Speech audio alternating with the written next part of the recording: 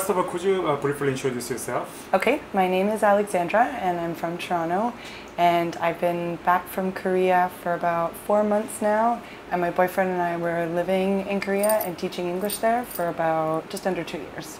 So when did you fall in love with Korean culture? I didn't know much about Korea before I left to go and move there, and once I got there, I think that's when I started to learn about Korean culture, and the longer I stayed there, the more I fell in love with the people and the food and everything that I found out about the culture. Mm-hmm. So why did you start writing a blog about Korean culture? I started a travel blog when I first started traveling, and its original purpose was just to inform my friends and my family where I was and what I was doing while I was away from Toronto. And then when I got to Korea, I became much more involved in blogging, and it became something I was really passionate about.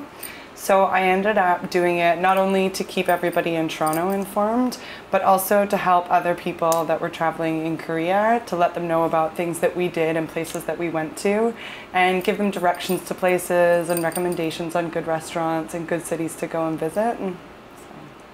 So in Korea, where did you stay? We lived, for the first year, I lived in a place called Osan, and it was just on the very outskirts of Seoul.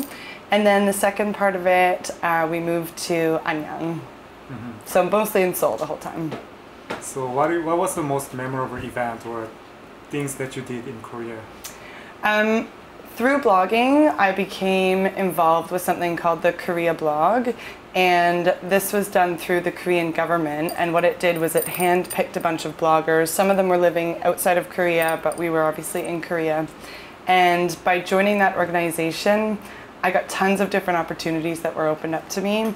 I think the most important thing that I did there was I visited Cheongwadae, which is the Blue House.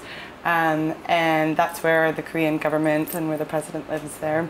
And another opportunity I had through the Korea blog was to spend the weekend in Jeju, and we did a bit of a media tour there, so we were shown around and taken to places that I never would have been able to go to had I just been traveling there on my own.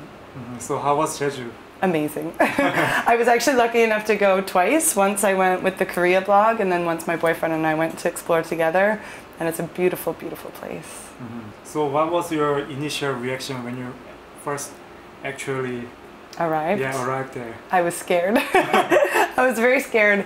It's a very foreign place, and obviously coming from Toronto, the culture is really different. Mm-hmm. But as soon as I started meeting people, and as soon as I started getting set up in Korea, I became very, very comfortable there. I had traveled through other Asian countries, but I had never had a home base there and lived somewhere. So I find that living there, I got a really amazing experience because I got to work with Koreans, and I got to go to Korean restaurants all the time. So yeah, I got to know Korea very well, so I loved it. So what is your favorite Korean tourist attraction?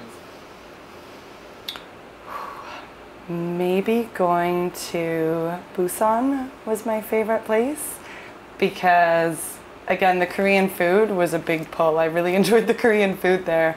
And being right on the coast, Busan, you could sit on the beach and you could order your food from the restaurant, and the seafood would come so fresh that I think some of my favorite meals happened in Busan. The only thing that I couldn't do was the live octopus. Oh yeah, I wasn't strong enough to do that. My boyfriend really wanted to, but I couldn't do that.